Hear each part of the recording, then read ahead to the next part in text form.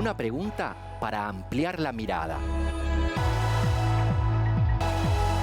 Diálogos entre disciplinas para descubrir el mundo. Con vos que estás ahí, en tu casa, en las aulas, con los y las docentes. Nuevas formas de conocer, otros modos de aprender. Seguimos educando.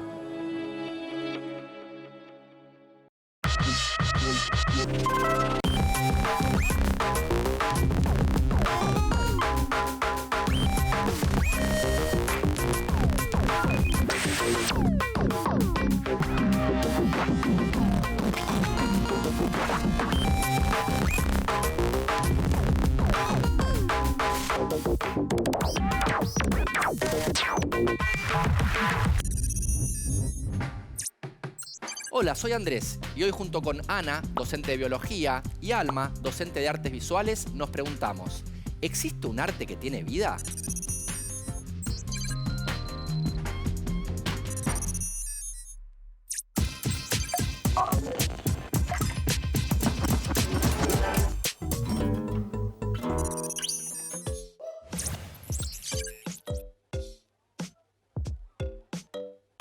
Una vez vi un artista que usaba para pintar, en vez de lápices o marcadores o pinturas, cabello, o sea, pelo humano de distintas personas. Lo más extraño que vi, pero no sé si es tan extraño, sino como que me llamó la atención, fue una escultura toda de animales marinos, como encastrados, y la mirabas por todos lados y encontrabas distintos animales. Era re lindo.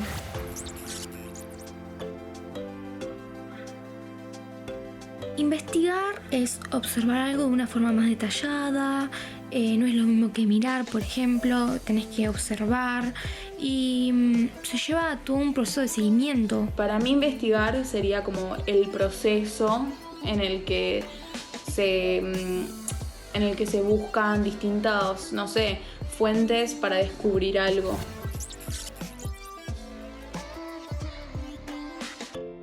Yo creo que cómo investiga sus temas un artista es algo muy personal de cada uno, ya que el arte es algo subjetivo, entonces no sé si hay como una única forma de hacerlo que todos los artistas comparten. Creo que los artistas investigan leyendo, observando y practicando, ¿no? Claramente aplicando la técnica que están queriendo utilizar.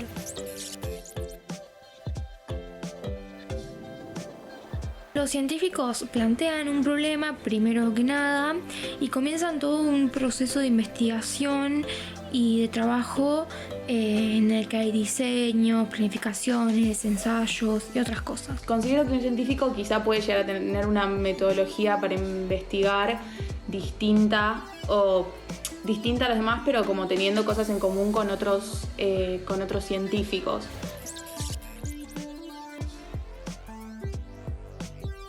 Yo creo que como los seres humanos somos parte de la naturaleza, hay distintas formas en las que el arte se ve representada.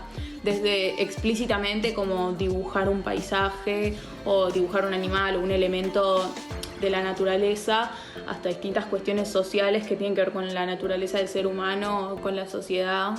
Creo que se parecen porque muchos representan, por ejemplo, la naturaleza en el arte. Y en la naturaleza nos encontramos con muchas cosas que nos llevan a pensar que es una obra de arte natural.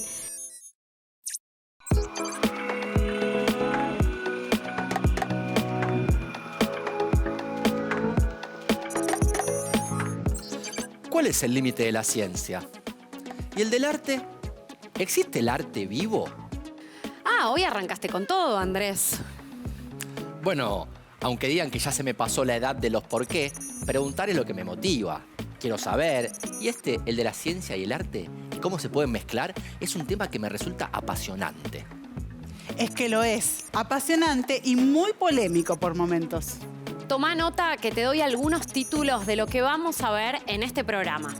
Arañas colaborativas que hacen arte, arte genético, fitotrón, una pieza de arte que hospeda organismos vivos, una mini chaqueta de tejido vivo desarrollada a partir de células inmortalizadas y Alba, la coneja fosforescente.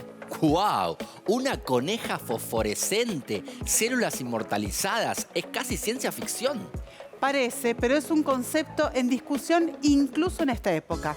A ver, ¿cuántas veces mirando una obra en algún museo, publicada en un libro o en internet, se preguntaron, ¿esto es arte? Sí, varias veces. Y a partir de ahí empecé a repensar qué es el arte. Y seguramente estaremos de acuerdo en que al formularnos esta pregunta, ¿esto es arte?, ante un objeto o imagen, con toda la acidez que carga la pregunta, ya estamos poniendo en duda nuestros propios parámetros estéticos y los de las y los otros. Es que la cuestión de los límites del arte atraviesa buena parte de lo que llamamos arte contemporáneo.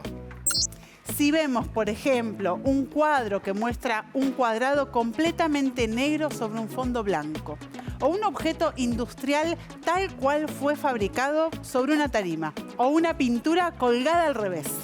Vamos a pensar sobre cuáles son los límites que ponemos para definir qué es arte y qué no lo es. Y esta no es una duda nueva. Viene siendo formulada en distintos momentos históricos. Lo que hoy legitimamos como práctica artística, en algún otro momento posiblemente no lo haya sido. Lo que sí podemos asegurar es que muchas y muchos artistas tensan estos límites y los ponen en juego a través de sus obras. En especial cuando las obras se van al encuentro de otras disciplinas. ¿Arte y ciencia? ¿Por qué no? El arte es un camino posible para investigar y los artistas suelen profundizar en los temas que abordan en sus obras. Y no son las y los únicos. Las ciencias, en muchos momentos, se han valido de las propuestas y desarrollos de distintos artistas para sumarlos a sus temas de investigación. Me encanta y creo que este programa te va a sorprender. Hoy vamos a descubrir que los trabajos de algunos artistas se encuentran con otras prácticas, con otras disciplinas, y no solamente en la intención. Vamos a mirar obras en las que artistas y científicos trabajan en colaboración y pasan cosas sorprendentes. Y nos va a poner sobre un terreno bastante sinuoso, incluso algo incómodo.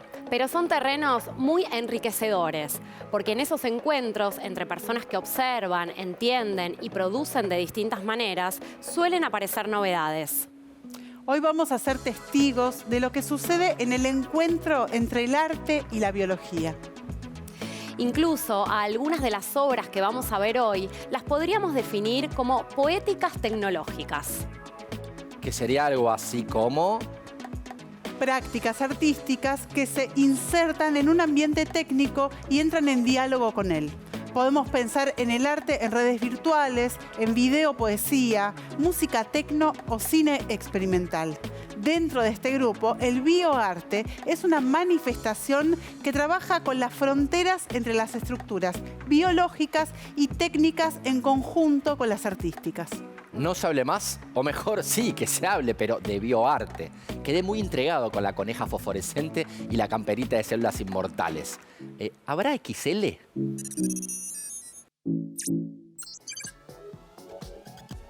La genealogía del bioarte se remonta a principios del siglo XX, con los trabajos del fotógrafo y pintor Edward Steichen sobre la herencia de las plantas. Steichen trabajó en particular con las delphinium, que en lenguaje más nuestro son las que conocemos como conejito o consuelda o espuela de caballero. Steichen utilizaba fármacos como la colchicina, un inhibidor de la multiplicación celular, para modificar genéticamente las plantas y obtener nuevas variedades en una operación que él mismo concebía como tarea artística. En efecto, sus plantas fueron tratadas como obras de arte cuando en 1936 formaron parte de la exhibición Steichen Delphiniums en el Museo de Arte Moderno de Nueva York. Su objetivo artístico era provocar variaciones genéticas para obtener matices cromáticos improbables o inexistentes en la naturaleza. Anticipaba así por varias décadas las reflexiones del filósofo checo Wilhelm Flusser, a quien algunos consideran el primer teórico de bioarte. Recién en 1988, Flusser decía que el descubrimiento de que la información genética podía ser manipulada era un descubrimiento fulminante. arte, porque suponía que íbamos a disponer de técnicas para realizar obras de arte vivas que se multiplican y dan origen a más obras de arte vivas. Flusser, a fines de los 80, se preguntaba cómo después de tal descubrimiento seguir haciendo obras de arte inanimadas como esculturas, cuadros, libros, partituras, películas o videos. Esas ideas estaban en el aire, giraban en torno a la pregunta sobre las posibilidades de vida artificial y los hábitats tecnológicos. Estoy trabajando en todo lo que es arte tecnológico, o sea, todo lo que es la relación entre el arte, la ciencia y la tecnología. Y en muchos de mis trabajos y proyectos hay una componente ambiental que es muy importante y que considero interesante para los tiempos que estamos viviendo. En la Argentina se había interesado por estas ideas el artista y arquitecto Luis Benedict, quien entre las décadas de 1960 y 1970 desarrolló una serie de piezas artefactos para hospedar organismos vivos como el microzoo, el biotron y el fitotron. A Benedict lo inquietaba la conducta de comunidades y su condicionamiento tecnológico o cultural. En sus obras están en juego tanto la tensión entre naturaleza y artificio como el intento de explorar los límites del territorio del arte, apropiándose de materiales y técnicas de la biología, pero sin subordinarse a ella. En 1970, Benedict fue invitado a representar a la Argentina en la Bienal de Venecia, que ese año tenía como tema el arte en diálogo con la ciencia, y llevó uno de sus hábitats más conocidos, el biotron. Esta obra había sido realizada con la colaboración de los científicos Antonio Batro y José Núñez y consistía en un gran receptáculo de acrílico que permitía observar la actividad de 4.000 abejas y que estaba conectado con los jardines anexos al pabellón de la Bienal. Adentro, unas flores automáticas destilaban néctar artificial. Las abejas podían realizar su ciclo vital en ese entorno tecnológico o podían hacerlo en los jardines que rodeaban la obra. La enorme mayoría permaneció en cautiverio. Luis Benedict siguió con los años explorando las relaciones entre el arte y la biología.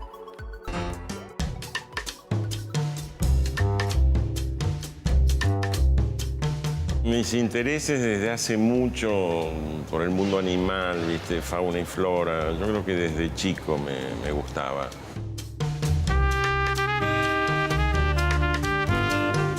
Muchas lecturas eran como sociológicas, es decir, ver la organización o desorganización de un hormiguero, bueno, podías compararlo con una actividad societaria humana. A mí me divertía el diseño de esos habitáculos, ponerle de caracoles que los veías de panza subiendo las paredes, o sea, como los habías visto nunca. El tema de la inclusión de organismos vivos, vegetales, animales, lo que sea, en obras de arte es bastante complicado porque tenés que cuidarlo, mantenerlo, tenés que viajar para armar las cosas. Y bueno, a favores que producen un impacto muy fuerte, ¿no?, en el público. Yo estaba totalmente inmerso en ese mundo, ¿no?, de todos estos bichos y demás. Y me parecía muy normal. En casa había ratones, abejas, lagartijas, ranas, de todo. El portero estaba muy consustanciado, venía gente, sacaba fotos. Y un día toqué el timbre, abrí la puerta, estaba con un ratón blanco muerto en la mano. Y me dice, fue el del cuarto, no sabía que era una obra. Digo, bueno, está bien. Un poco creo lo que te queda es que después de haber visto un laberinto de ratones, que hice mucho, nunca más vas a pensar igual cuando veas un ratón o rata o algo parecido. O sea, yo creo que si conseguís producir un mínimo de reflexión en el espectador, bueno, ya está bien valorada la obra, ¿no? Más allá de Benedict y su incursión en la la década del 70 del siglo pasado, recién a partir de los años 90 empezó a articularse una masa crítica de artistas, obras, festivales, instituciones e incluso medios especializados interesados en las relaciones cada vez más cercanas entre el arte, la biología, la informática, la robótica, la ingeniería, la sociología, la filosofía y la ética.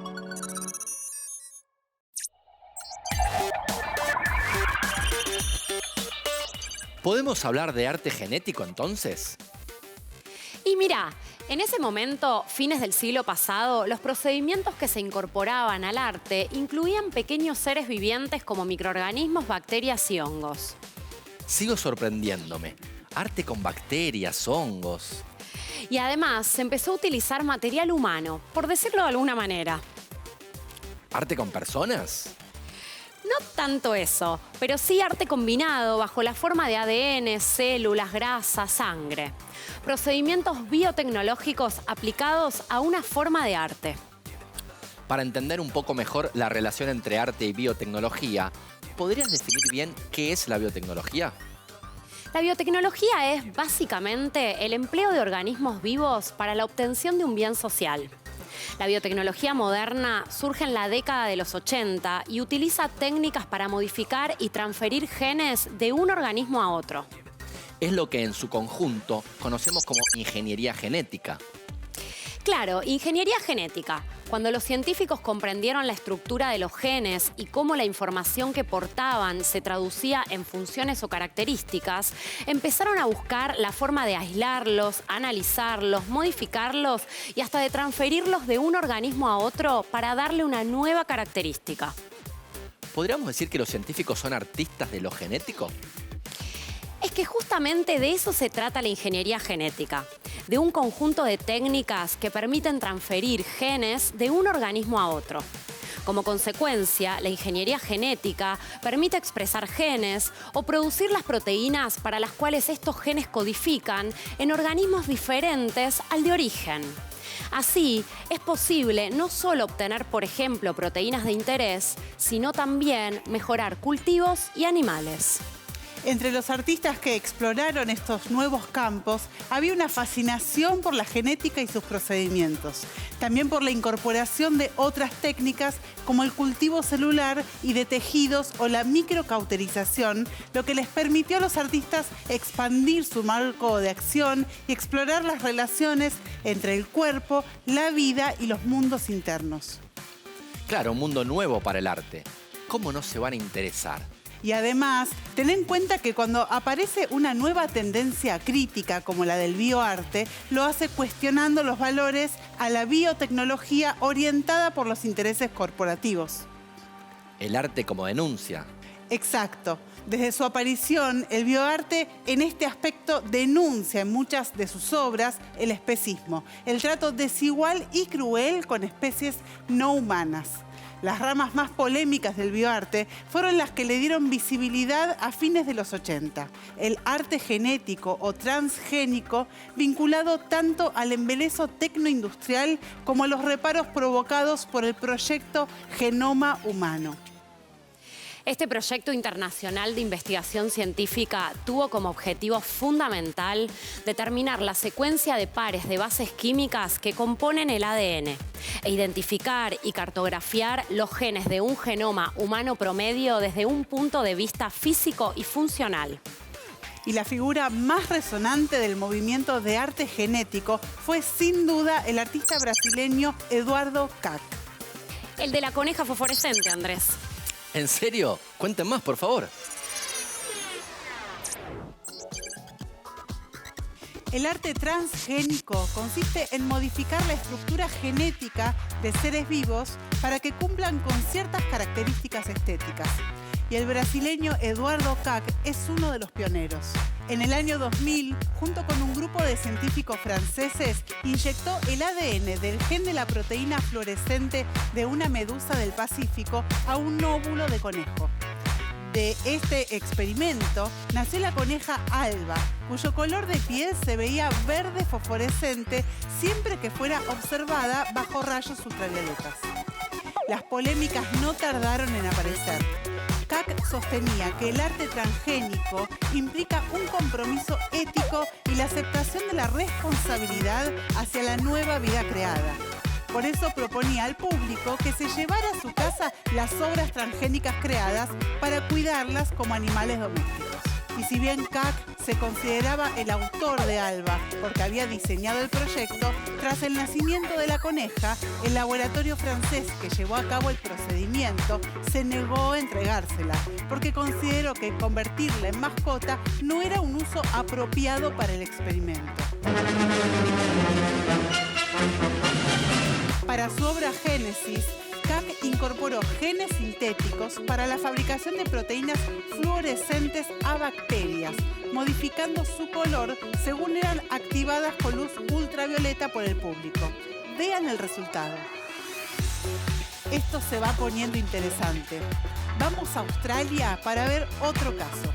Allí la crítica del especismo también está presente en los trabajos de los artistas e investigadores Oron Katz y Jonat Sur, miembros de un colectivo que a partir del año 2000 se asentó en Simbiótica, un laboratorio de investigación en arte y ciencia de la Universidad de Western en Australia. Pero abramos paréntesis. ¿Recuerdan qué es el especismo? Es una forma de discriminación basada en la pertenencia a una especie. Es ubicar las necesidades del ser humano sobre las del resto de los seres vivos. El término fue creado por el filósofo y psicólogo británico Richard Ryder en 1970. Ryder trabajó en laboratorios de investigación animal y después de esa experiencia se mostró en contra de la experimentación con animales. Cierro paréntesis. Sigamos en Australia. Katz y Sur dieron un paso asombroso en el bioarte. Exploraron la técnica de cultivo de tejidos celulares con la que crearon, entre otras, la obra Cuero sin víctimas, una mini chaqueta de tejido vivo cultivado similar a la piel, desarrollada a partir de líneas de células inmortalizadas de humanos y de ratones, alimentadas por nutrientes a través de un tubo. Impresionante, ¿no? Veamos qué decían estos artistas en el año 2006. La intención es enfrentar a las personas con las consecuencias morales de utilizar partes de animales muertos por motivos estéticos y de abrigo. Vamos de vuelta a Latinoamérica, esta vez a Colombia, donde aplicando un sentido ecológico, Hamilton Mestizo llevó adelante el proyecto colectivo Algas 2.0, una plataforma de investigación para el uso de recursos fundamentada en la sustentabilidad, la colaboración y la autogestión. El objetivo era ambicioso: crear un prototipo para generar oxígeno y eliminar los contaminantes atmosféricos en edificios y espacios urbanos. Usaron tubos de neón convertidos en fotobioreactores, dentro de los cuales cultivaron algas verdes de la especie clorela. Un circuito electrónico controlaba la entrada de aire del ambiente por medio de un compresor, generando burbujas cada 10 minutos. La clorela usaba el dióxido de carbono como parte de su metabolismo. Luego, como residuo, soltaba moléculas de oxígeno en el aire. ¿Por qué se usaron algas de la especie clorela? Porque es un género de algas verdes unicelulares. Tienen forma de esfera, miden apenas entre 2 y 10 micrones de diámetro.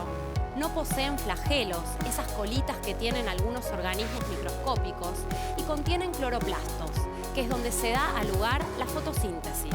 En la escena local hay un artista que se vincula con la naturaleza de una manera diferente. Se trata de Tomás Saraceno, que tiene unas compañeras de equipo bastante particulares. En el año 2018 y durante 6 meses, el Museo de Arte Moderno en Buenos Aires alojó miles de especímenes de una especie de araña llamada Parawixia bistriata para observar el proceso que experimentan al habitar un espacio. Esta especie, proveniente del Parque Nacional Copo en Santiago del Estero, se caracteriza por construir telas de hasta 15 metros de largo y además integra una de las 23 especies que muestran un comportamiento social y cooperativo, dentro de las más de 40.000 tipos de arañas conocidas en todo el mundo. La obra se llamó ¿Cómo atrapar el universo en una telaraña? Abro paréntesis. ¿Qué me podés decir de las arañas y sus telas? que las arañas son artrópodos depredadores generalmente solitarios de pequeños animales. Producen seda con la que tejen telas que usan para construir redes de caza, tapizar refugios e incluso hacerse llevar por el viento como si fuera un parapente. En algunas especies también se ha observado que en ocasiones especiales la seda de araña puede utilizarse como sustento alimenticio para la propia especie. Actualmente existe un gran interés en determinar la relación que existe entre la composición y la estructura química de la seda de araña con el fin de desarrollar materiales que posean propiedades mecánicas similares, así como en lograr un método aplicable industrialmente para producir seda con fines tales como la ingeniería de tejidos. La diversidad de las sedas de araña es generalmente muy superior a la generada por otros insectos, como por ejemplo los gusanos de la seda. Ciertas arañas tejen telas en forma de embudo, otras en forma de hoja e incluso otras tejen las telas espirales que son comúnmente asociadas con el orden. Estas telas pueden ser hechas con seda pegajosa de captura o con seda peluda de captura, dependiendo del tipo de araña. Las telas pueden ser en un plano vertical, como la mayoría de telas espirales, un plano horizontal, como las telas de hoja, o en cualquier ángulo intermedio. Las telas permiten a la araña atrapar a su presa sin tener que gastar energía cazándola. Un método eficiente de recolección de alimento. Por otro lado, construir una telaraña es en sí un gran gasto de energía debido a la gran cantidad de proteínas requeridas en la formación de la seda. Por eso, no es raro ver arañas que consumen su propia red diariamente para recuperar parte de la energía utilizada en el hilar. Algunas sedas de araña son más fuertes que el acero del mismo grosor. Cierro paréntesis de nuevo. Saraceno, el artista arácnido, dice que las arañas están en la Tierra desde hace 140 millones de años y que su muestra implicó ponerlas en el centro de la escena, entrar en confianza con la especie y posibilitar la colaboración con ellas en todo sentido. El equipo del museo tuvo la oportunidad de observar el trabajo de las arañas, desde su forma de hilar hasta su modo de agruparse y desarrollarse. Las arañas tejieron largas telas que se anclaron en la arquitectura de la sala. Usaron el aire como medio de traslación y formaron una red infinitamente compleja e interconectada. Saraceno, además, estudió junto con su equipo los sonidos que producen las arañas al moverse por las telas, que vibraban con cada movimiento y producían sonidos que fueron amplificados a través de micrófonos muy sensibles. La red funciona como un instrumento musical que es de alguna manera tocado por las arañas. Incluso las partículas de polvo que están en el aire interactúan con las telas, las arañas y producen sonidos. Todo es parte de la obra. Un universo imperceptible para los humanos se abre entre nuestros sentidos. ¿Vemos una obra más? Inmortalidad. El sueño de vivir para siempre y no envejecer. Una de las grandes inquietudes del ser humano a lo largo del tiempo. ¿Podría crearse un organismo viviente artificial capaz de vivir eternamente? Esta es la pregunta con la que trabajó Joaquín Fargas, director del primer laboratorio local de bioarte creado en 2008. Compuesta por un tejido de células cardíacas, la obra Inmortalidad late indefinidamente y nunca envejece.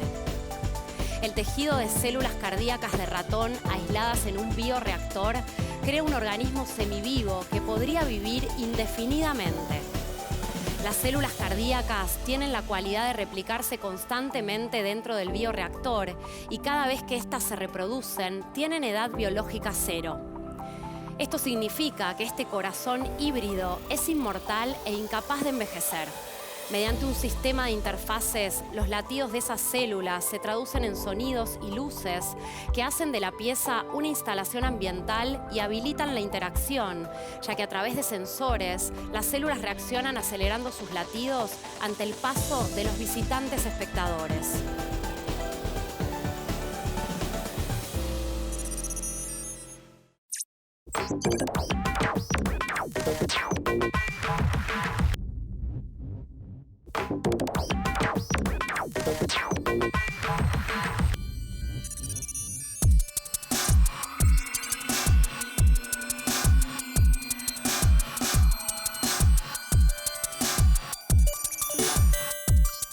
interpretamos estas obras de bioarte? ¿Mediante qué operaciones estos artistas producen arte y no simples estetizaciones de la ciencia y la técnica para su divulgación o para su aceptación? En primer lugar, hay que decir que los artistas se hacen preguntas diferentes a las que se hacen los científicos. Asignan otras prioridades en sus proyectos e interpretan de manera distinta los resultados de sus investigaciones. De alguna manera, deconstruyen las ideas naturalizadas y se permiten identificar las consecuencias culturales de los procesos en los que se ven involucrados. También tenemos que entender que estamos ante un género, el bioarte, que no termina de encajar en una definición absoluta. Es así, y para empezar a respondernos ciertas preguntas, hay que entender que las obras de bioarte son prácticas en vivo o con materiales vivientes. Por lo tanto, el diseño y la previsión controlada se ponen en tensión con el azar, lo imprevisible de un proceso. Las obras no solo están abiertas a la interpretación del espectador, sino que están deliberadamente expuestas a su transformación material. Y por lo que se ve, es evidente que el laboratorio biotecnológico aparece no solo como un lugar de ciencia, sino como un nuevo ámbito de interrogación filosófica y política. Se desnaturaliza un poco la mirada científica sobre las formas de vida. Todo empieza a ser distinto.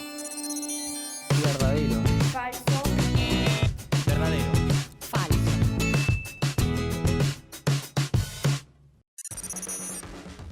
El fotógrafo y pintor Edward Steichen es uno de los precursores de lo que luego se conoció como bioarte. Verdadero. Creo que es falso, que fue Eduardo Kalk, pero que Edward Steichen hizo como un aporte, si no me equivoco.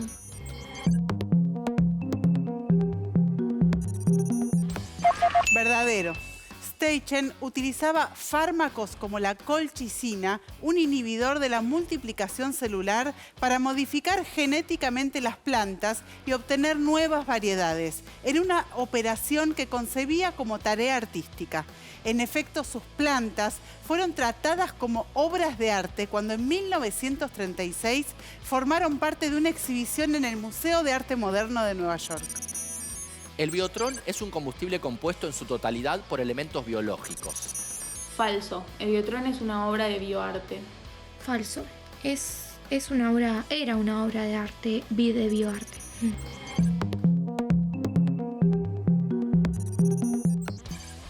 Falso. El biotrón era una obra de bioarte que consistía en un gran receptáculo de acrílico que permitía observar la actividad de 4.000 abejas y que estaba conectado con unos jardines anexos.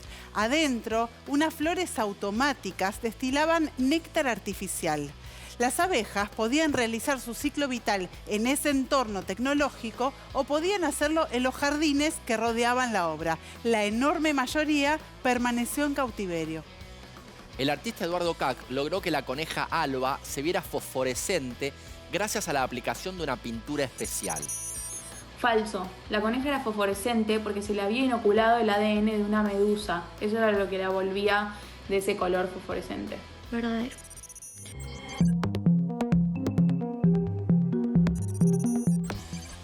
Falso. Kalk logró ese efecto en el año 2000, luego de inyectar junto con un grupo de científicos franceses el ADN del gen de la proteína fluorescente de una medusa del Pacífico a un óvulo de conejo. Luego nació Alba, la coneja que se ve fosforescente bajo la luz ultravioleta. El especismo es una forma de discriminación basada en la pertenencia a una especie. Verdadero. Verdadero.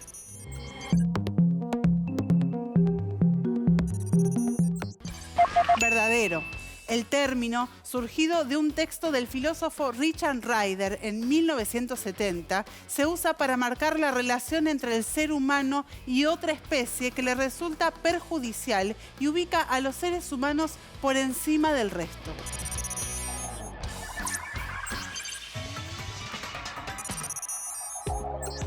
Científicos y artistas se hacen preguntas, investigan y buscan respuestas de distintas maneras. Pero, ¿qué espacios encuentran para trabajar en conjunto? Hay un lugar que fue ideado especialmente para generar estos encuentros. Es el Centro Cultural de la Ciencia. En Buenos Aires se encuentra el Polo Científico Tecnológico. un conjunto de edificios que funciona como sede de diferentes instituciones relacionadas con la ciencia y la tecnología. Y es ahí donde está el Centro Cultural de la Ciencia, o, como le decimos los amigos, el C3. Es el primer centro cultural público, gratuito y nacional creado para comunicar la ciencia y la tecnología.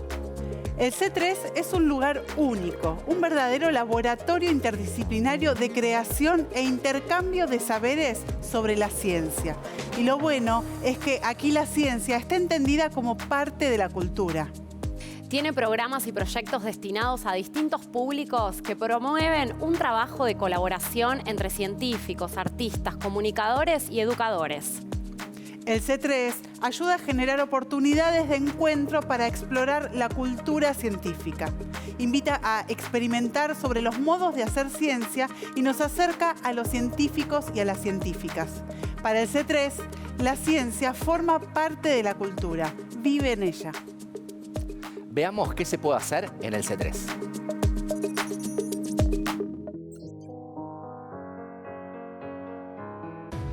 El C3 es un lugar para experimentar, explorar y dialogar, para encontrarse con el mundo de la ciencia. Los visitantes tienen un rol activo y creativo, se convierten en protagonistas de las experiencias científicas. La idea es que todos puedan asombrarse, formularse preguntas, cuestionar sus certezas, resolver misterios, realizar experimentos y jugar. En el C3 existen espacios para descubrir mundos microscópicos, ser parte de experiencias científicas, desarrollar proyectos tecnológicos, compartir charlas y talleres o sumergirse en la lectura de historias sobre la ciencia. Las actividades son para chicos y chicas, para familias y también para adolescentes y grandes de todas edades que quieran sumarse. El C3 viene realizando varios proyectos en los que trabajan en colaboración artistas y científicos. Una de las exhibiciones más significativas, tanto para el C3 como para los visitantes, fue la realización de Superbacterias, un desafío para la salud humana. Lejos de la ficción y de los superhéroes, las superbacterias son bacterias con las que convivimos y representan una amenaza para la salud, ya que su fortaleza es nada más y nada menos la de resistir a casi todos los antibióticos conocidos al día de hoy. Las superbacterias son un problema mundial sobre el que la Argentina trabaja con diversas estrategias, desde campañas de prevención y vacunación hasta investigaciones científicas articuladas internacionalmente que buscan superar este desafío para la salud humana. La exhibición se extendió desde diciembre de 2018 hasta marzo de 2019 y se realizó a partir de una muestra original del Science Museum de Londres. El trabajo de reversionado de la muestra original incluyó el diseño de experiencias totalmente nuevas como el laboratorio de bacterias, un espacio de bienvenida a la exhibición en donde, entre otras cosas, era posible dejar las propias bacterias en un ámbito propicio para su crecimiento y observar bajo el microscopio las que visitantes anteriores habían dejado. La instalación del laboratorio proponía experimentar cómo los seres humanos convivimos con microorganismos dentro y fuera de nuestro cuerpo. Se trata de historias de ciencia en el ring. Recrea una lucha libre del conocimiento científico bajo las reglas del catch, de la mano de personajes de la ciencia como Isaac Newton, Marie Curie y Albert Einstein, entre otros. ¿Que quiénes eran los luchadores? Toma nota. Isaac Newton fue un físico, teólogo, inventor, alquimista y matemático inglés. Es autor de Principios matemáticos de la filosofía natural, donde describió la ley de la gravitación universal y estableció las bases de la mecánica clásica mediante las leyes que llevan su nombre, entre otros descubrimientos. Marie Sklodowska-Curie fue una científica polaca nacionalizada francesa. Pionera en el campo de la radiactividad, fue la primera persona en recibir 2 premios Nobel en distintas disciplinas, física y química, y la primera mujer en ocupar el puesto de profesora en la Universidad de París. Albert Einstein fue físico alemán de origen judío. Se lo considera el científico más importante conocido y popular del siglo XX, principalmente por la formulación de la teoría de la relatividad general, en la que reformuló por completo el concepto de la gravedad. Un 100% lucha de la ciencia, ni más ni menos. En noviembre de 2016, durante el mes del diseño textil, se presentó un desfile performático a partir del trabajo colaborativo de científicos y diseñadores. Ciencias como la biología, la inteligencia artificial, la botánica, la biología celular y la marina, la geología, la astrofísica, la luz y los materiales y las neurociencias.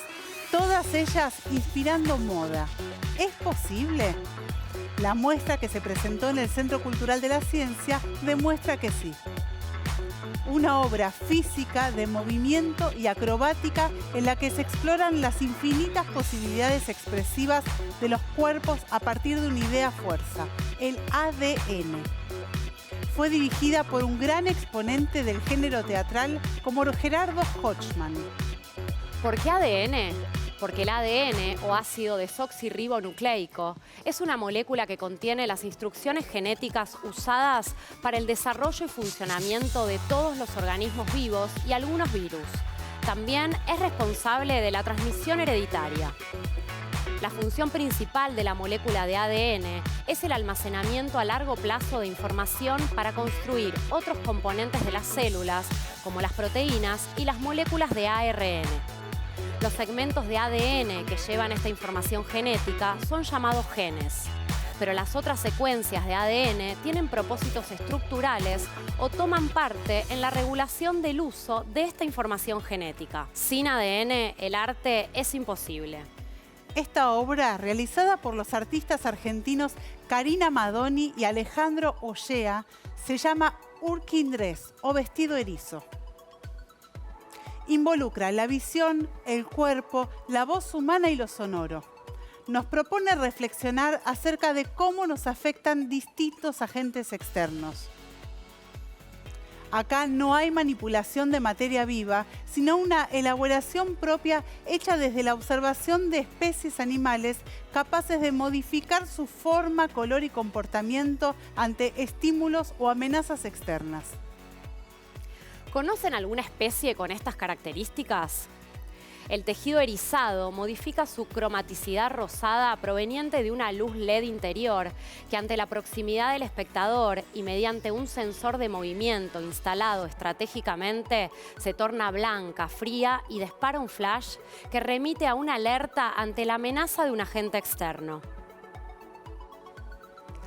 La obra se modifica ante la cercanía y presencia del público para construir una metáfora que nos habla de la vulnerabilidad, soledad y desprotección que podemos llegar a experimentar en nuestra vida actual.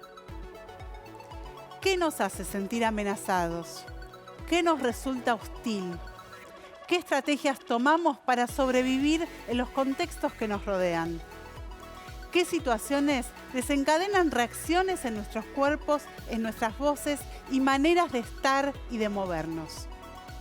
Estos erizos están hechos a partir de un tejido realizado artesanalmente mediante el entrelazamiento de más de 10.000 precintos plásticos transparentes y una malla metálica, que recuerdan a las púas de los erizos ante una situación de peligro. Las obras son prendas de vestir y conforman una colección interactiva, presentando reacciones lumínicas, sonoras y de movimiento ante la proximidad del espectador.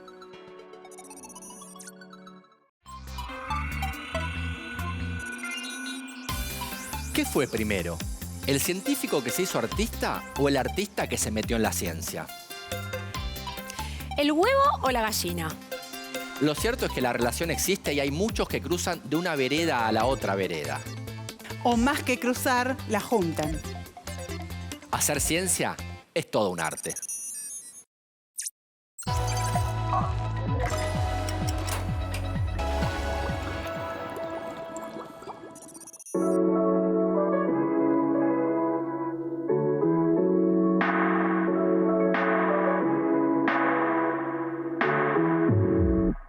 Bueno, la necesidad de trabajar entre estas tres grandes cosas que son el arte, la ciencia y la tecnología surgió por una circunstancia, en realidad.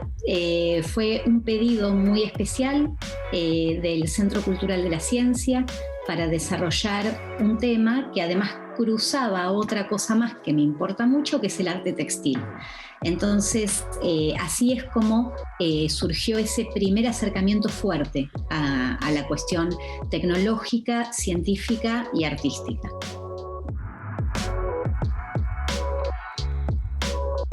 Bueno, la vinculación con el campo científico se dio por una necesidad también de darle un sentido certero a la obra, no cometer errores, porque en esos cruces uno puede cometer errores sobre lo que dice de la ciencia o lo que hace con la tecnología o con el arte. Yo tuve un compañero para hacer este proyecto y justamente la idea de meternos en la cuestión biológica era encontrar en la naturaleza algunas excusas para armar una obra. Esa fue la razón, en realidad. Y luego la tecnología fue una herramienta, pero la biología fue nuestro tema.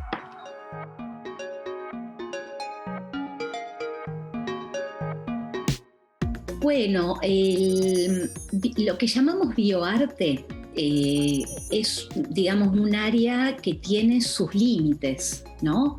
Y que son límites que están en permanente discusión. Entonces, podríamos decir que quien hace bioarte trabaja con materia viva, de alguna manera, o incluye en sus procesos eso.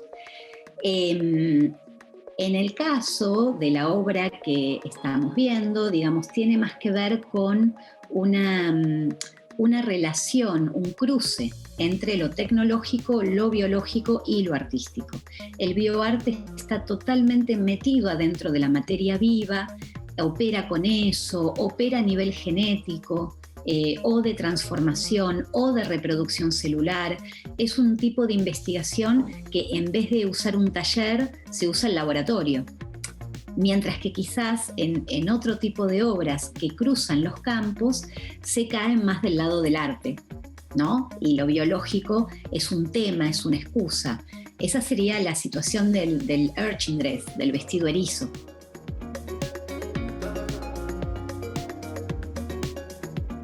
Cuando el espectador se acerca al vestido, porque es atractivo y porque uno está en un ámbito oscuro y es como una especie de luz que está flotando, la sorpresa, o sea, hay un efecto sorpresa que tiene que ver con que creo que me estoy acercando para mirar un vestido o algo que me llama la atención y de golpe se desatan todas estas cosas y uno se asusta. En realidad el que se asusta te asustás, pero es lindo, digo, también. A mí me quedó una cosa con ganas que era ponerle sonido, ¿no? Los sonidos que se podían trabajar eran horribles, no nos gustaban, entonces, y sí iban a generar una situación más desagradable, entonces en realidad decidimos dejarlo más en el movimiento de temblor y en la luz, en los cambios de luz más violentos que duran un rato, ¿no? Porque dependen del movimiento. Tiene sensores por varios lados, entonces como lo puedo rodear, puede volver a reaccionar. Pero la idea era sorprender un poquito al espectador con eso, ¿no? Y generarle algo que no se esperaba que pasara.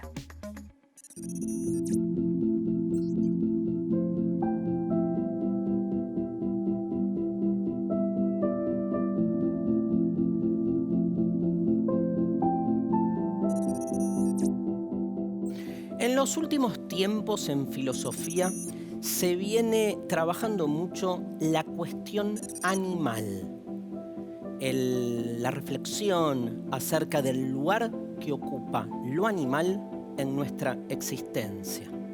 Es fundamental en ese sentido poder pensar lo animal desde la matriz de la otredad, o sea, un animal es un otro. Pero, ¿quién es el otro? ¿Cómo nos relacionamos con la otredad? Claramente, el otro es aquel que no es admitido como tal. O sea, ¿quién es el otro? Aquel que antes que nada no reconocemos su otredad, no lo reconocemos como alguien posible, como alguien par o como alguien que tiene características para ser respetado en tanto tal.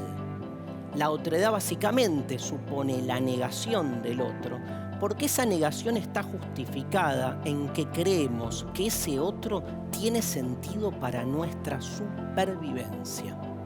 Por eso, en Occidente, básicamente, nuestra relación con el animal es una relación muy atravesada por la lógica del otro. En Occidente, al otro se lo come. Que al otro se lo coma excede incluso la ingesta propia del animal. Nos permite pensar también de qué modo muchas veces animalizamos a seres humanos para ingerirlos, o sea, para justificar su cosificación para nuestra supervivencia o comodidad. En el caso del animal y su cosificación, y más allá de los ejemplos obvios que tienen que ver con la utilización del animal para fines domésticos, en la cuestión del alimento es donde más se ve el pasaje de esa vida animal a cosa. Y si quieren el ejemplo más emblemático, una hamburguesa, donde claramente ese animal ha perdido toda forma para convertirse en un objeto chato, un objeto que está directamente diseñado para que uno lo coma, olvidando su proveniencia. Jacques Derrida se pregunta sobre el límite que diferencia lo humano de lo animal y nos recuerda que si durante mucho tiempo pensamos el límite en términos de racionalidad, o sea, pensamos la pregunta acerca de si los animales hablan o los animales piensan, este es un tiempo para preguntarnos, ¿los animales sufren?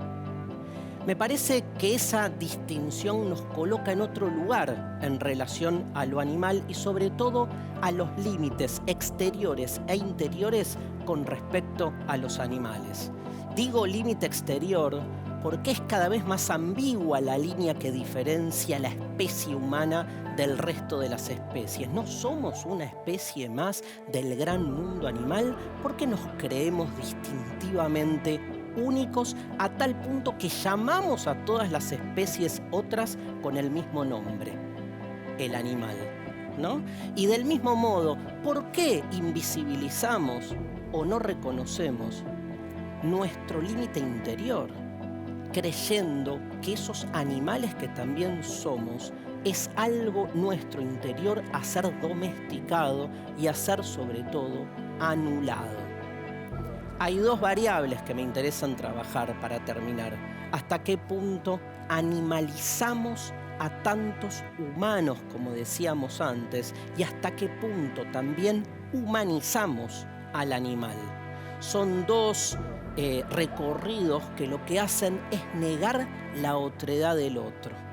Lo animal básicamente supone una radicalidad en su diferencia, una alteridad irreductible, alteridad que nos puede ayudar a pensarnos mejor a nosotros mismos. Recuerda Emmanuel Levinas que mientras trabajaba en los campos de exterminio en la Segunda Guerra Mundial, los nazis trataban a todos los prisioneros como animales. Y cuando volvían al pabellón después del día de trabajo, los esperaba allí un perro llamado Bobby, que cada vez que ellos, los prisioneros tratados como animales, llegaban, el perro los recibía feliz ladrando. Ese ladrido, dice Levinas, nos reconciliaba con nuestra humanidad. Los humanos nos trataban como animales y un perro, un animal, nos recuperó en nuestra condición humana.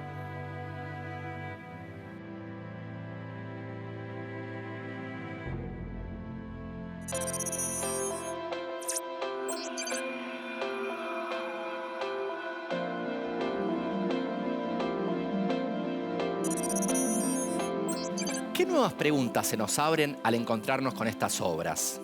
Artistas, científicas y científicos se hacen preguntas, prueban, experimentan, dialogan entre sí y con los materiales con los que trabajan. A partir de las mismas realidades, los artistas se formulan preguntas diferentes a las de las y los científicos, asignan otras prioridades en sus proyectos, hacen cosas distintas con los resultados de sus investigaciones. No dan nada por hecho y entienden que las obras son una manera de comunicarse con otras personas y de invitarlas a reflexionar sobre temáticas que forman parte de nuestras realidades de todos los días. ¿Encuentran diferencias entre el bioarte y otro tipo de expresiones artísticas? En las obras de bioarte hay una parte del proceso que las y los artistas no pueden controlar, que se desarrolla con un poco de azar y también por la influencia de factores circunstanciales como los que aportan los materiales vivos y el ambiente en el que se desarrollan.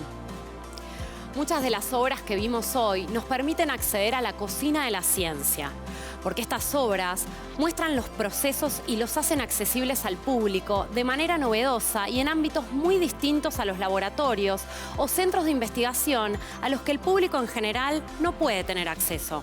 El bioarte puede resultar provocativo también. Quizás sea porque suprime la utilidad de los procesos científicos y técnicos. En ese sentido, no pareciera tener justificación. Y por eso puede producir incomodidad, incluso rechazo. Las obras de bioarte también incorporan la expresión y la subjetividad. Algunas registran incluso los propios cuerpos de las y los artistas. Esto también aparece como algo opuesto a una investigación científica.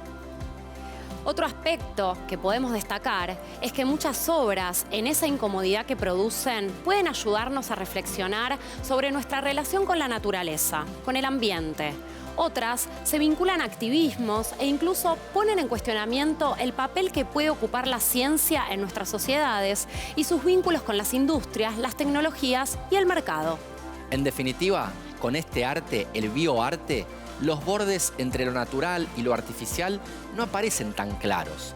Y los laboratorios pueden transformarse en lugares para reflexionar desde la filosofía, desde la palabra y también, ¿por qué no?, desde la política. Bienvenido el bioarte que nos cuestiona.